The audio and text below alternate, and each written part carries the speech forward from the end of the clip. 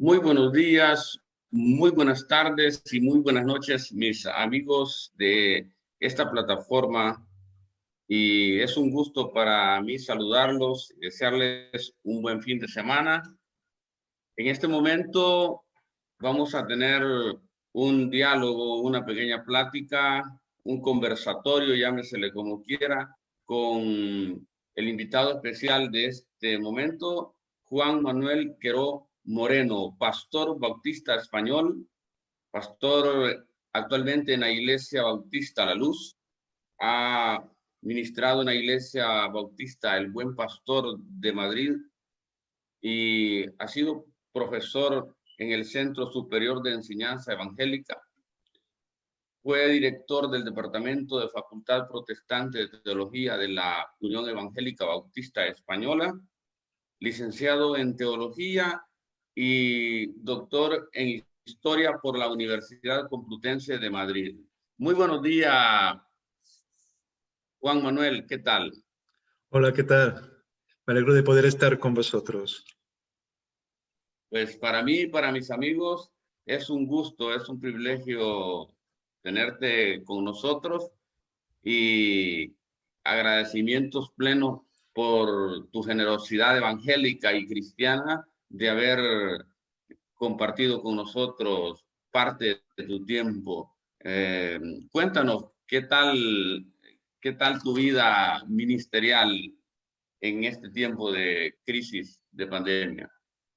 Pues es un tiempo complejo, pero al mismo tiempo, desde la perspectiva de servicio al Señor, desde lo que tiene que ver con el área ministerial, es un tiempo de oportunidad. Compartí algunas cosas de mí en el currículum breve que has presentado. Bueno, hay algunas variantes, en algunas cosas no era exactamente así, pero porque sigo siendo profesor del Centro Superior de Enseñanza Evangélica. Y la verdad es que en estos momentos sigo enseñando, profesor de este centro y también otros ámbitos. Ahora mismo estamos incluso definiendo en este tiempo complejo también un centro de educación que estamos llamando Querigma, desde Málaga, que es donde estamos, pero con el propósito de poder llegar a todas partes, porque creemos que este es un tiempo especial, porque es un tiempo de oportunidad, pero de mucha confusión. Pero es el tiempo para estar bien preparados y entendemos que hay cuestiones que debemos de tener muy claras. Así que es un tiempo de aventura, un tiempo estupendo, pero dentro de esa complejidad y esa crisis que a todos nos toca vivir. Pues qué bien. Como dada la cuestión histórica que se está viviendo sobre la iglesia y en el tema que y los puntos que vamos a entrar, mm, pastor, me gustaría que me diese su opinión como historiador y como teólogo, como pastor, sobre aquel concepto de historia que daba Hegel cuando decía que la historia es una dialéctica entre la razón y la libertad, y decía que la historia entiéndase como un lugar teológico, decía Hegel, donde el tema fundamental es el fin de la historia, y decía que el fin de la historia es un lugar teológico. ¿Qué nos puede decir desde su pensamiento? Bueno, a mí me gusta mucho de los planteamientos de Hegel. De hecho, en uno de mis libros, en este concretamente titulado Enseñar para la vida, hablo de Hegel como una persona muy influyente en lo que sería en el mundo los principios pedagógicos del protestantismo que iban a permear bastante las sociedades, porque él tiene un planteamiento cristiano, aunque tuviera sus diferentes momentos, formado también en Alemania con un trasfondo, yo diría, evangélico, protestante. Y cuando él habla de la historia, efectivamente, está hablando de una realidad de Dios. Muchas veces los historiadores suelen simplemente plasmar datos, nombres, y a veces falta el por qué están ocurriendo una serie de cosas. Yo creo que en este caso Hegel es coherente Y si la historia es la narración de lo más importante, de aquello que da sentido o explicación a lo que vivimos a lo largo de los siglos, y Dios es real, Dios deja huella. Entonces, incluso cuando entendemos que Dios tiene un propósito y Dios está guiando de alguna forma la historia a ese propósito para que todos seamos confrontados de alguna manera en el propósito para que el que hemos sido creados, Hegel tenía bastante razón. De hecho, una de las asignaturas que ahora pues me va a tocar impartir tiene que ver con este planteamiento. Es decir, enseñar, ver la historia desde la perspectiva de la obra de Dios, desde la perspectiva incluso de los avivamientos. Es decir, conocer la historia de la Iglesia, en este caso concreto del cristianismo, desde la perspectiva de Dios. Pero podríamos más que de la perspectiva de Dios, desde la huella que Dios deja en medio de nuestro entorno. Y esto habría que explicarlo, porque podríamos hablar de la historia del cristianismo, pero también de la historia en general, donde yo entiendo que Dios es real y deja una huella. Pero bueno, esto es hablar de cómo Dios interviene en la historia, y para mí eso es hablar de avivamiento. No sé si nos aproximamos un poco a definir esto. Sí, me gustaría que nos dijera cómo podemos entender una aproximación a la definición de avivamiento. Lo digo porque, vamos a ver, cuando hablamos de avivamiento dentro del contexto de lo que es el pueblo cristiano o el cristianismo, en realidad estamos hablando de algo que muchas veces para aquellos que se acercan de una forma quizás no muy profunda, tienen cierta confusión, parece existir cierta complejidad, porque parece que avivamiento se suele hablar de un despertar, como se suele describir la historia de esos avivamientos especiales también en América, pero también se habla de una restauración o de una renovación o de una proclamación o de mucha conversión de gente. Pero muchas veces el avivamiento podemos entenderlo como un conjunto de todo esto, porque es ese momento en el cual se conjuga la gracia de Dios con la necesidad, podríamos decir incluso, el pecado del hombre. Cuando le damos opción a Dios en medio de nosotros, hay un avivamiento. El avivamiento tiene que ver con el cristiano, es decir, no puedes avivar un fuego que no existe. Cuando uno es hijo de Dios, cuando uno cree en Dios, pero está adormecido, no vive conforme a su voluntad, es por efecto pues contrarios de pecado, de otras cuestiones. Y el avivamiento es el resultado de ese ponerse en las manos de Dios, de ese hacer la voluntad de Dios, y eso nos lleva a restauración, a renovación, a un testimonio que hace que el reino de Dios se extienda, que otras personas también puedan conocer a Dios, pero esa es la raíz, podríamos decir, definitoria de lo que es el avivamiento. Aunque podríamos hablar también de una definición bíblica, porque en la palabra de Dios encontramos bastantes conceptos relacionados con esto. Sí. Con respecto al avivamiento, pues es universal, se puede dar en cualquier lugar del planeta, porque entiendo también yo, que se ve mucho en las noticias de avivamientos en diferentes países del primer mundo, pero ¿qué del avivamiento de aquellos lugares como África, como aquellos países como Haití? ¿Qué se puede decir de esa experiencia? Es que, Daniel, el avivamiento es la obra de Dios en medio del entorno de un hombre que realmente le busca de forma sincera. Y puede ser algo pandémico, porque las pandemias no son víricas nada más, también pueden ser de bendición, podríamos decir. Y esta situación en la que vivimos hoy día, donde se da una pandemia que parece que todo el mundo mira al cielo buscando una respuesta, y el problema es que hay muchas falsas noticias, falsas creencias y muchos montajes religiosos. Cuando la gente mira al cielo, a veces prueba con esto, prueba con lo otro. Pero cuando uno se atreve a probar a Dios y mirar al cielo buscando respuesta de Dios mismo, y Dios tiene cabida pues, en el ser humano, en esa búsqueda. Ahí es donde está el avivamiento. Cuando uno dice ser creyente, pero se acostumbra a la monotonía, al rito, a la religiosidad, a la liturgia, al cumplir, y no tiene a Dios en su vida, necesita un avivamiento. Y ahora, yo creo que esta situación pandémica que se da en todo el mundo puede ser una oportunidad también para un avivamiento, podríamos decir, mundial. Ahora, los avivamientos no se dan, yo diría, por contagio, no es una fórmula mágica, no es que vaya a un sitio para ser impregnado de algo que es lo que me va a producir a mí ese avivamiento. El avivamiento surge de una forma genuina, dependiendo de las diferentes necesidades que se da en cada país, y en Haití puede ser de una forma, en cualquier país africano donde hay tantas necesidades puede ser de otra, en Latinoamérica, en Europa.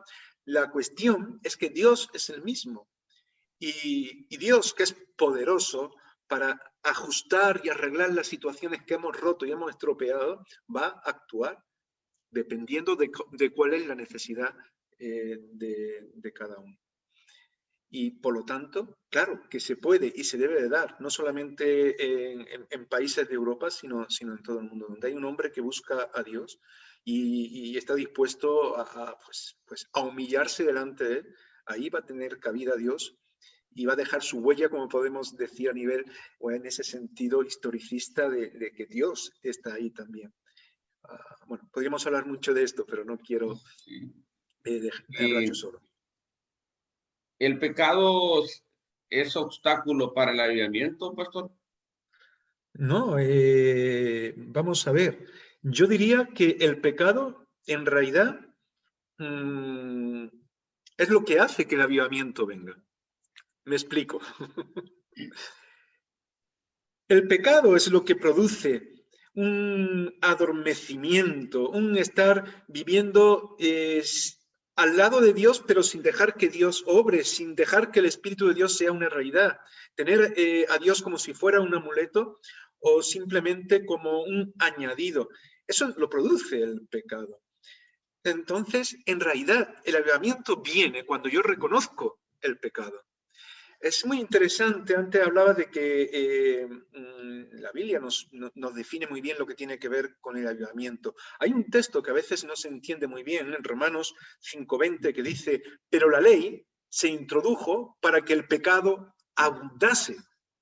Bueno, ¿y tú qué entiendes de leyes y demás? Te voy a decir, bueno, esto podríamos darle una explicación desde el punto de vista jurídico, pero ¿qué es lo que hace la ley?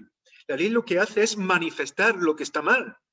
Es como un espejo, tú te miras ahí y dices, caramba, esto es lo perfecto, es lo que hay que hacer, y yo fallo en esto, en esto, en esto. Y lo que está diciendo la palabra de Dios es que la ley se introdujo para que el pecado abundase, es decir, se reconociera. Dice, y cuando abundó el pecado, cuando reconocimos que somos unos orgullosos, que queremos tenerlo todo a nuestra manera, dice, sobreabundó la gracia. Ahí está el avivamiento, la conjugación de la gracia con la necesidad, con el pecado. Cuando vemos incluso en la oración modelo del Padre Nuestro, que dice, Padre Nuestro que está en los cielos, hágase tu voluntad, en la tierra así como en el cielo. Es decir, estamos conjugando la realidad de Dios, lo que Él quiere, con la necesidad de la tierra. Y cuando ocurre en la tierra lo que en el cielo, ahí hay avivamiento, porque Dios toma control y sentido en nuestra realidad.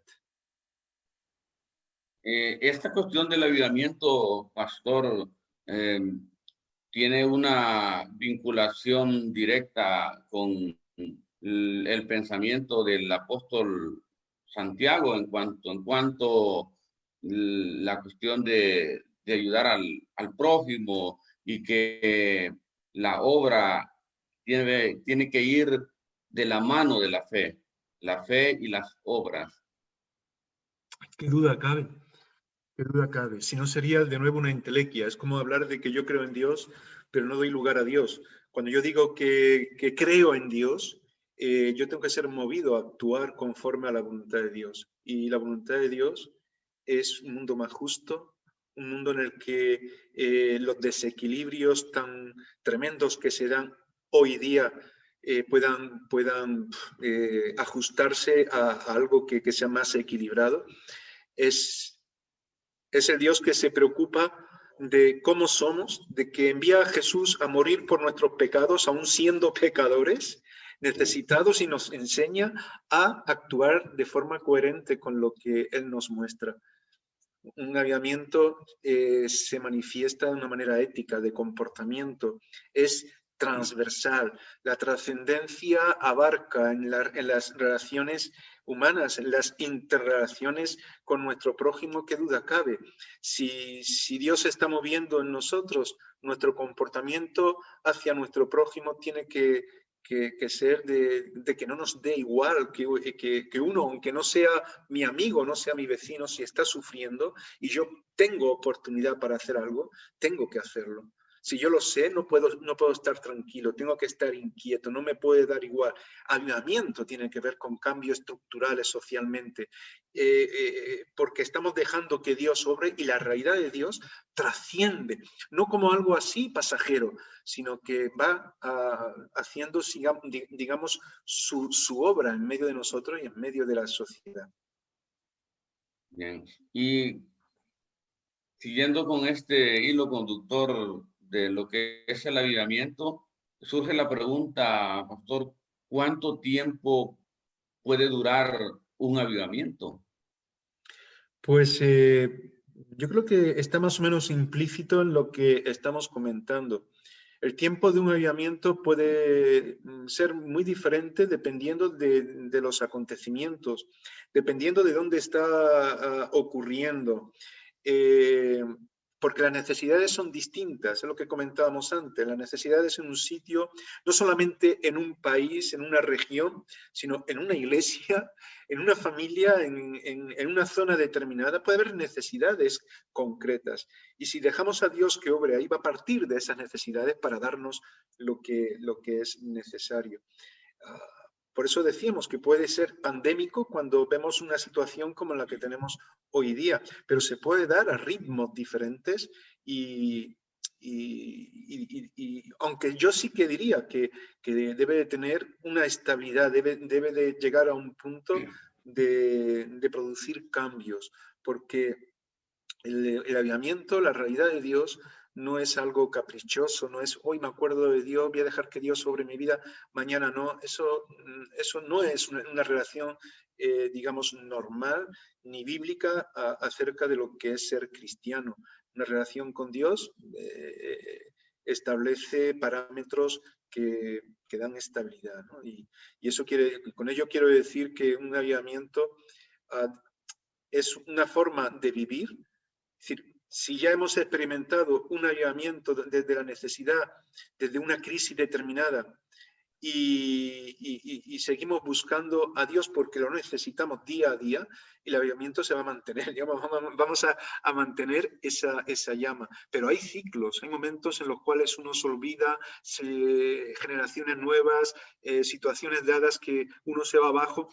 Es, como dice la Escritura, buscad y pedid sed llenos del Espíritu Santo. De alguna forma, el avivamiento es una búsqueda constante en medio de un mundo que está necesitado, una búsqueda constante para la necesidad que también es constante en medio de nuestro contexto, de nuestro entorno. Bien, excelente.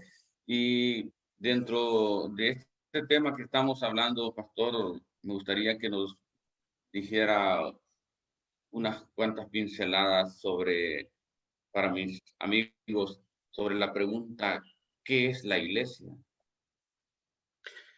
Pues fíjate, cuando estamos hablando de este tema tan interesante como es la obra de Dios, de un Dios que es real y que es poderoso y que es creador en medio de lo que sufrimos y de lo que necesitamos, evidentemente se hace necesario también saber qué es la iglesia.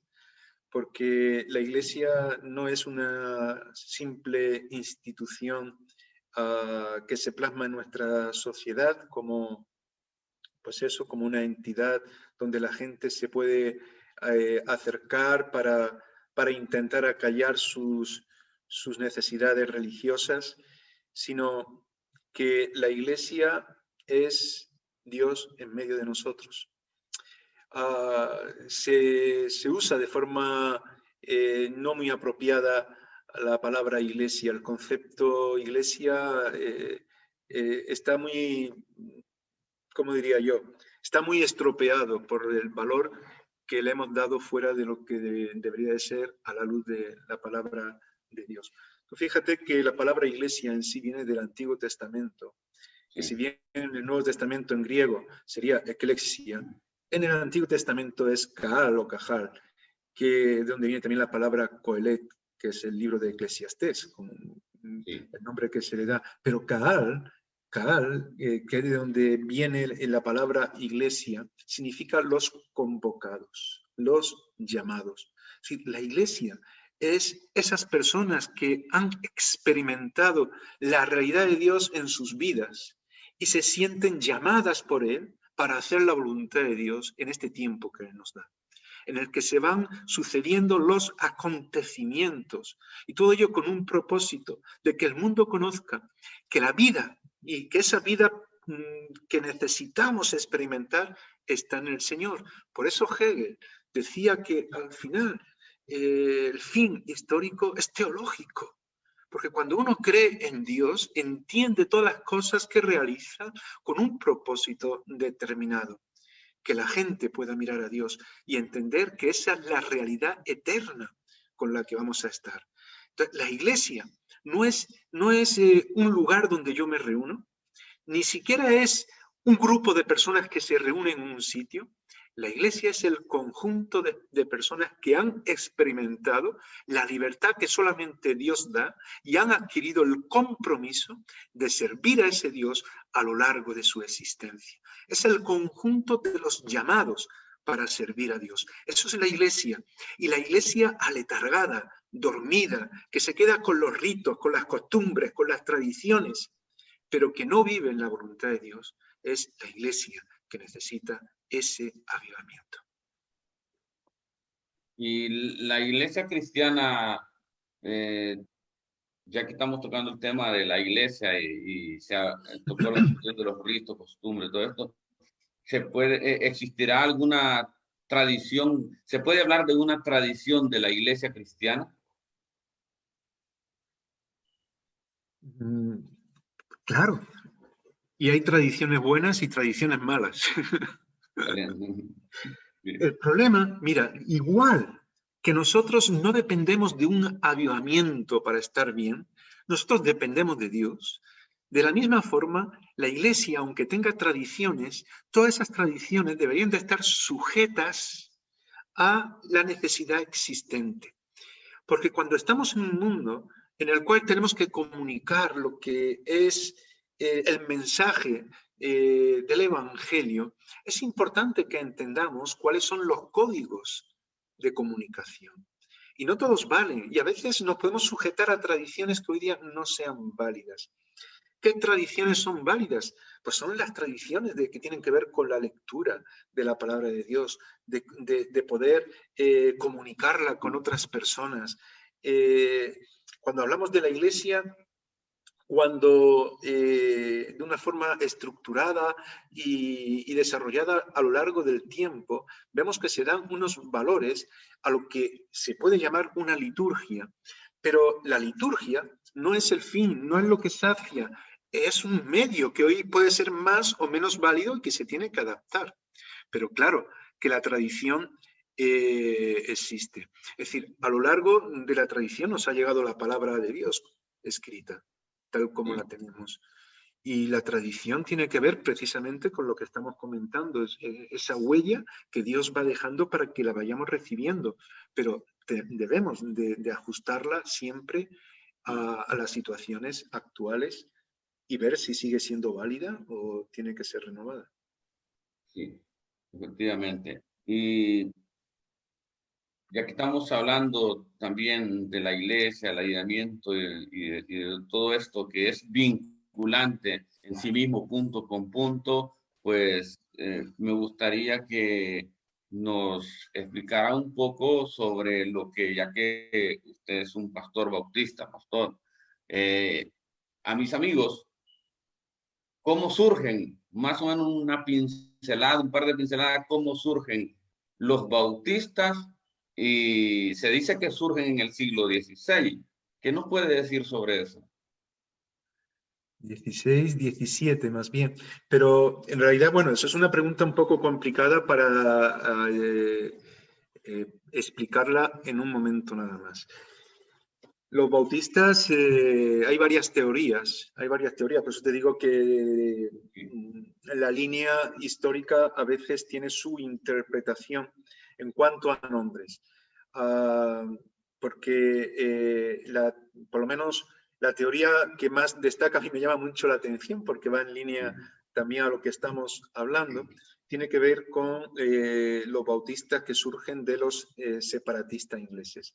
Es decir, la iglesia anglicana se desarrolla de una manera determinada y la palabra de Dios empieza a tener un protagonismo, pero surge también esa forma de institucionalizar las cosas hasta tal punto que lo que hablábamos antes, nos quedamos solamente en el cumplir con lo que dice la institución, lo que dice la persona que preside en un momento dado y se pierde el aspecto personal de la relación con Dios. Y de hecho, de los separatistas de la iglesia anglicana surgirá un grupo de personas, de esos separatistas, pietistas, que estamos hablando también de avivamiento, de personas que buscaban, que veían que la Biblia enseñaba la necesidad de tener una relación personal con Dios, de orar, de dar unos pasos que tenían que ver con lo que la palabra de Dios marcaba y que no se estaba haciendo y se proponen esto, entonces al final tienen que separarse de la iglesia anglicana y de hecho serán perseguidos. Y de hecho, muchos posteriormente marcharían a América, ¿verdad? En el barco de Mayflower, con el propósito pues de una nueva vida huyendo de lo que existiría allí. Y allí llegarían aquellos primeros colonos y ocurriría también lo que ocurrió más adelante con un nuevo avivamiento. Bueno, de estos separatistas surgirían algunos que comenzarían, a la luz de lo que dice la Biblia, algo que la iglesia anglicana no estaba haciendo, a bautizar a las personas que creían en el Señor. Y claro, entendían que un niño no tenía uso de razón para creer. Y por eso los clasificaban, que ahí donde entran los del siglo XVI que tú mencionabas antes, como anabautistas. Sí. Claro, porque anabautistas significan los que no bautizaban. Pero es que los bautistas lo que hacían era bautizar precisamente. Y los anabautistas, que eran llamados así, lo que hacían era bautizar, pero no a niños, sino a personas que creían pues en el Señor como su Salvador, con el conocimiento suficiente para reconocer sus pecados y aceptar a Jesús como Salvador. Y a partir de ahí es que se fueron formando iglesias en esa línea llamada bautista, en el siglo XVII. Bueno, surgirían diferentes líneas entre los bautistas, los particulares, los generales, también con un trasfondo de lo que sería la teología de la Reforma Protestante, que tenía varias líneas de actuación. Que también me parece muy genuina la forma en la que se buscaba hacer la voluntad de Dios.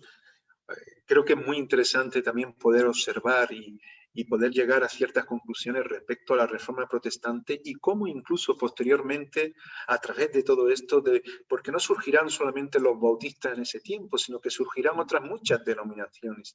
Y me llama la atención porque las surgen en contextos, la mayoría de las veces, de avivamiento, de buscar a Dios, de buscar más adecuadamente lo que Dios quería y no quedarse simplemente con el rito, con aquello que se había de alguna forma legislado, pero que se escapaba de lo que tenía que ver con una relación personal con Dios. Y eso llevó a que se fueran formando distintas denominaciones y entre ellos también estaban los bautistas. Podríamos plantearnos, y a eso iba, la Reforma Protestante fue un movimiento cultural, trascendente, histórico, pero ¿no sería también un tiempo de avivamiento? ¿Cómo es posible que personajes como Lutero de pronto fuesen guiados a ver la palabra de otra forma, a encontrarse con la Escritura, con textos de la Escritura como Romanos 5:1, justificados pues por la fe tenemos paz para con Dios? Y eso no es algo de nosotros, es que es don de Dios. Y empezar a ver la gracia de Dios y lo que surge ahí en medio de todo ello. Tiene que haber una reforma en la Iglesia Católica, tiene que haber, podríamos decir, un despertar, un avivamiento. Pero no es la obra de Lutero.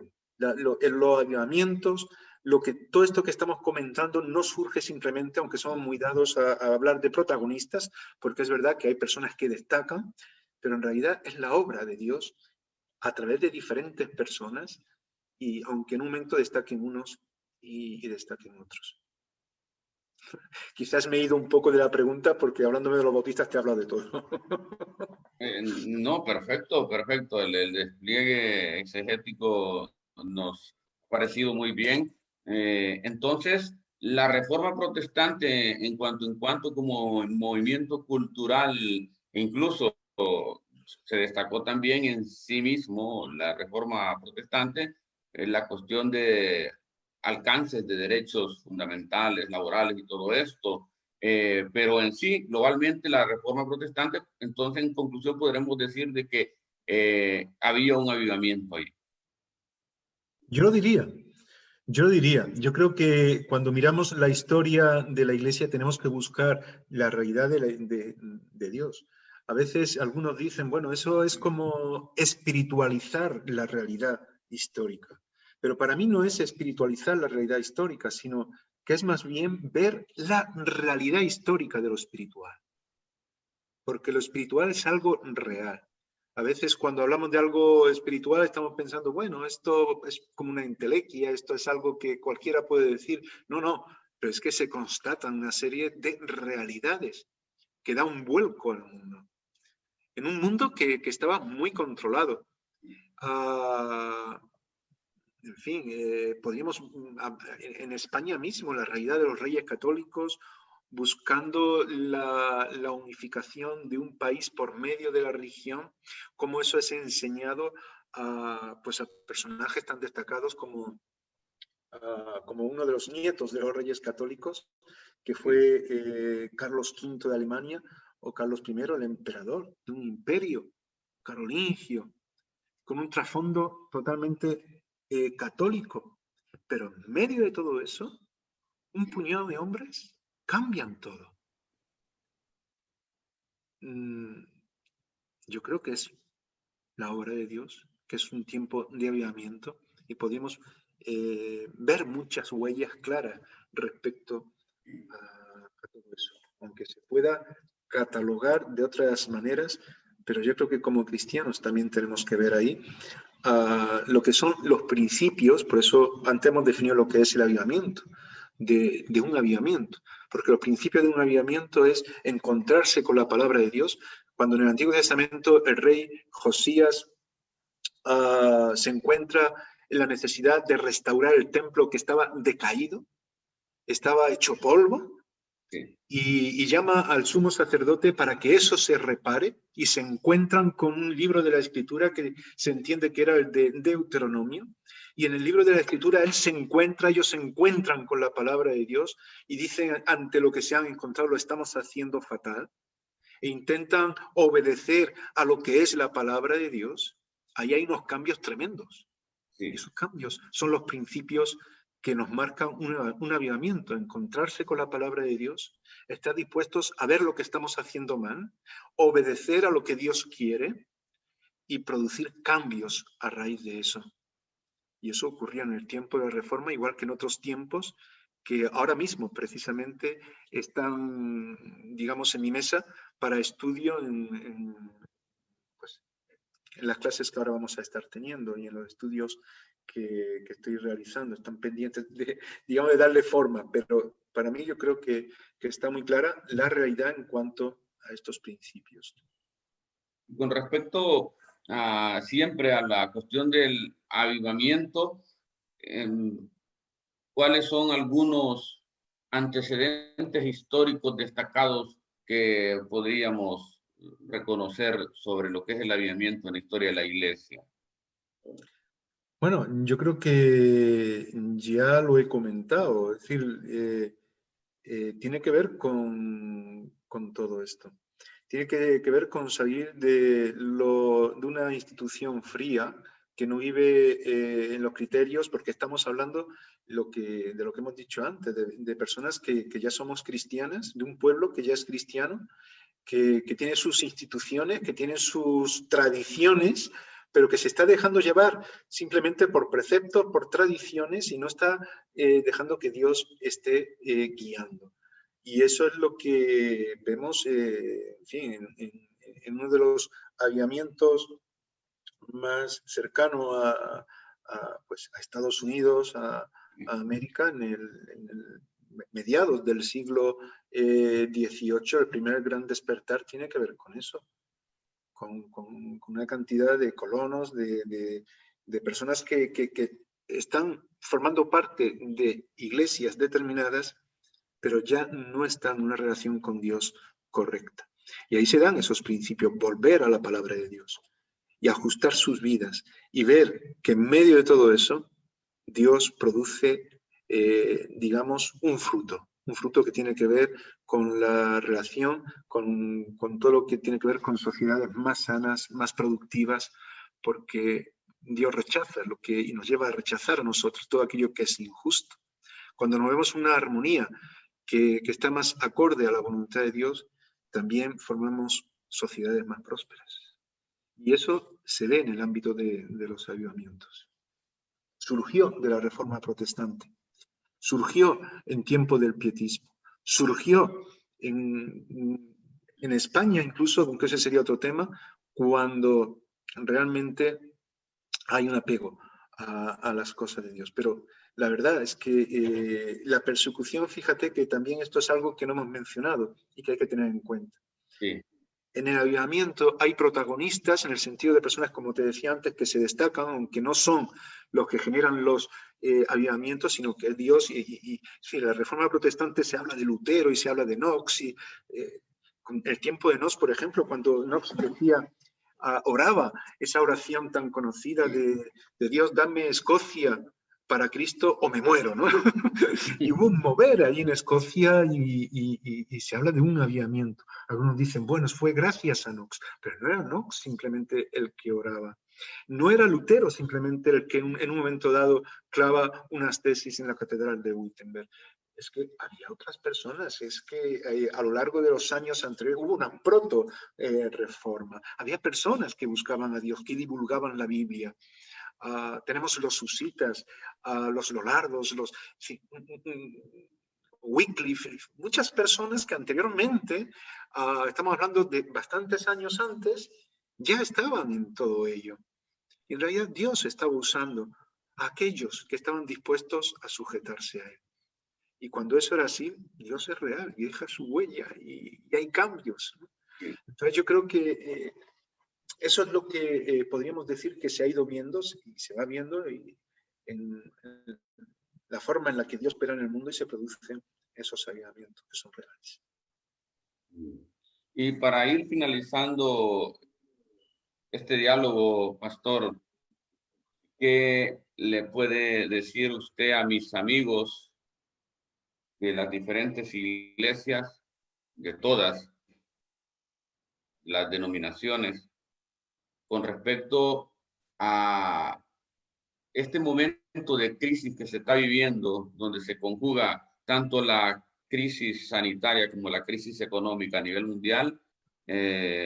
Pastoralmente, ¿qué nos puede decir con respecto a el papel que debe de jugar la iglesia en este momento en los lugares donde está?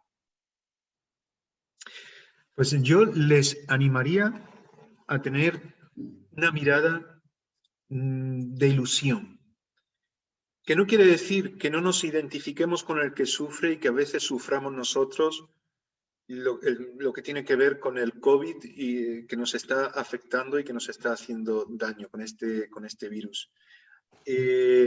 No sé si se llama allí COVID también, si se conoce igualmente. Sí. Que no tengamos una actitud de queja, de victimismo, sino todo lo contrario, que viendo la necesidad que hay, entendamos que estamos siendo desafiados a mostrar en medio de esta, podríamos decir, oscuridad en cuanto a crisis, bien sanitaria, bien económica, bien social, bien familiar, bien de tantas cosas, de estructuras psicológicas. Es el tiempo de las depresiones, es el tiempo donde los psicólogos no saben qué hacer con tantas personas, es el tiempo de oportunidad para los hijos de Dios.